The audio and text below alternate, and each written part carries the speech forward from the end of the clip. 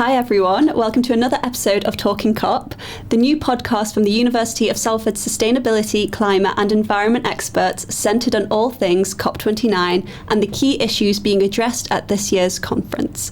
Today we're joined by the Salford Business School's lecturer in business strategy, Dr. Divya Patel, alongside Eloise Sochanik, Divisional Sustainability Manager at RSK. Divya is an expert on sustainability, namely gender dynamics in corporate social responsibility, while Eloise leads on sustainability for her division at RSK, which is around 3,000 employees across 13 businesses. She has worked in sustainability for nearly 20 years across a variety of roles and sectors, and she has a keen interest in the disproportionate impact of climate change on women and the importance of accelerating gender diversity in the sustainability space. Divya, in a nutshell, please could you briefly tell us about your work in this space?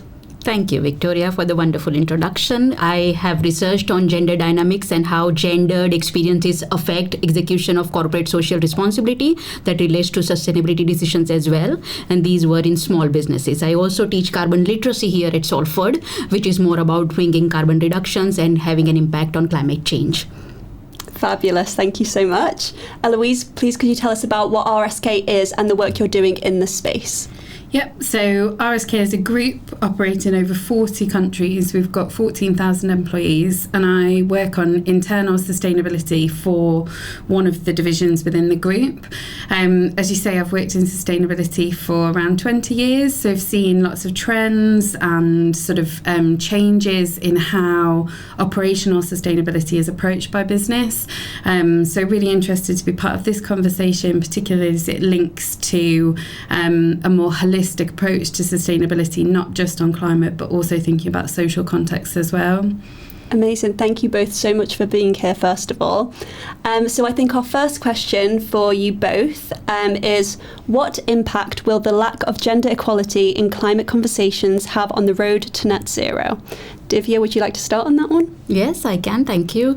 I think one of the key impact that it will have on the road to net zero would be lack of diverse perspectives. So if these perspectives are not included, then the solutions to the climate change issues won't be visible.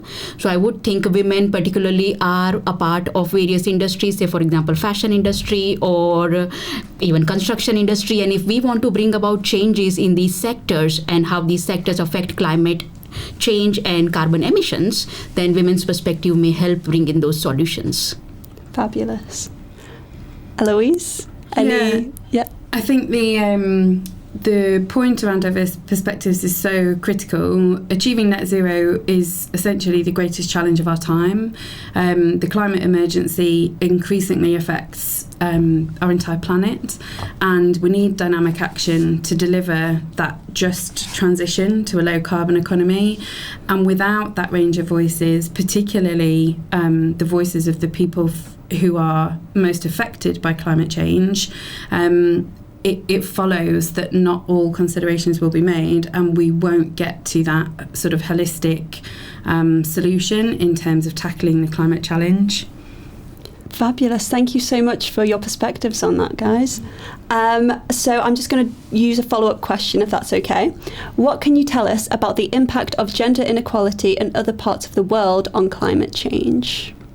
Divya, would you like to start again? Indeed, I can go on, and this will be building upon Eloise's point on different parts of the world are affected differently. So Global South will be affected differently due to the climate change and the effects of climate change.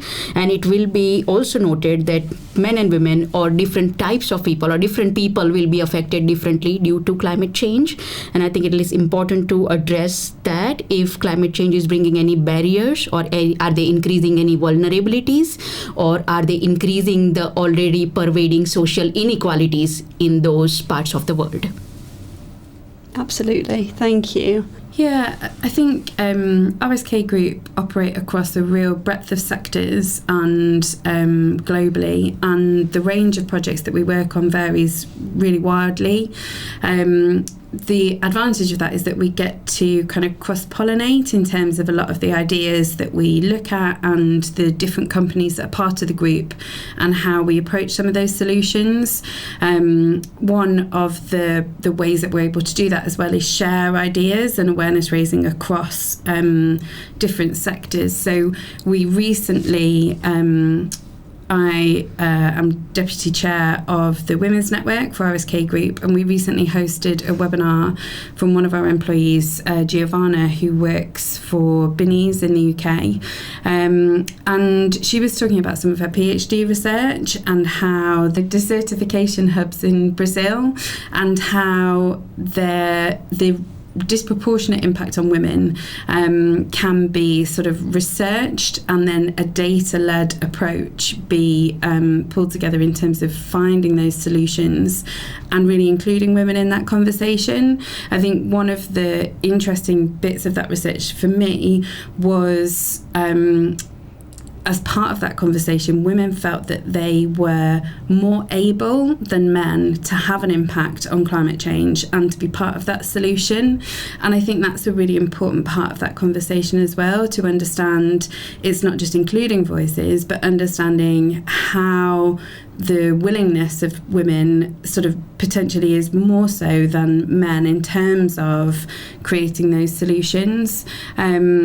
I feel like the women from the global south are much affected that way. I am thinking about, do they have that agency to think that their actions will make a difference? Are they enabled that agency? Are they enabled those participating opportunities? Is indeed a question to reflect upon, as much as they are enabled that opportunity in the global north. Absolutely. I think that's fascinating. Thank you both so much for your comments on that. It's really fascinating to see what women were saying as well, kind of from their perspectives. Absolutely. So on to my last question. What could you do to improve gender equality in climate decision making? Eloise, should we start with you for that one? I think the conversation for RSK Group, quite a lot of the projects that we work on, the stakeholder engagement phase, the consultation phase is a really important part of that, and where we specialise particularly where we have local operations in countries, so where we're able to sort of be a bit more of an agency on the ground in terms of understanding those direct impacts of projects that may be mitigating climate change but may also have local impacts in themselves. There was a recent project in Tanzania where we were looking at the implementation of a bus transit system that would obviously have a great impact in terms of public transport infrastructure and the reduction of carbon emissions. And it was a social impact team based in Tanzania who then did a sort of stakeholder engagement process, really ensuring that local voices, including the voices of women, were heard and felt in the development of that project. So I think that piece around consultation and engagement, which we're seeing more and more in terms of client-led requirements, is really critical to having those voices as part of that development and solution building. Absolutely. Thank you. I think it is, building upon Eloise's point here, I think it is important to identify the sectors in which there is lesser women's participation. So again, linking to the transport sector in India, for example, we wouldn't see any or more women bus drivers or truck drivers. The transport sector is sort of closed for women. If they are not employed in those sectors, or if they don't lead in those sectors as business entrepreneurs, then it is harder for them to exercise their agency in making climate change policy within those sectors. So I feel like enabling more opportunities in those sectors where women are lesser or considered to be lesser. Women are never lesser, but if they are considered or perceived to be lesser, then more opportunities to enter those sectors, and then comes their voice in climate change policies. I think something I'm very much concerned about, cultural norms, restrictive cultural norms which affect women and up to an extent suppress their voice. So addressing these cultural norms, I think there should be some more data collection in these gender gendered, stricter areas where researchers are enabled an opportunity to take nuanced exploration of individual experiences, and those experiences can then inform climate change policies. So maybe thinking about how climate change is impacting men and women. Is it impacting men and women differently? Is a question to be considered, to be researched. And I will really love some funding opportunities for women to bring climate innovation and innovative strategies to address climate issues. So maybe women may have ideas about reducing carbon emissions, having adaptive mechanisms for climate change. And if we want to execute these ideas, they may need funding. And I will like you to remember that there are culturally strict areas in the world where women are not enabled those credit opportunities, so they do not have financial assistance and even exposure to it.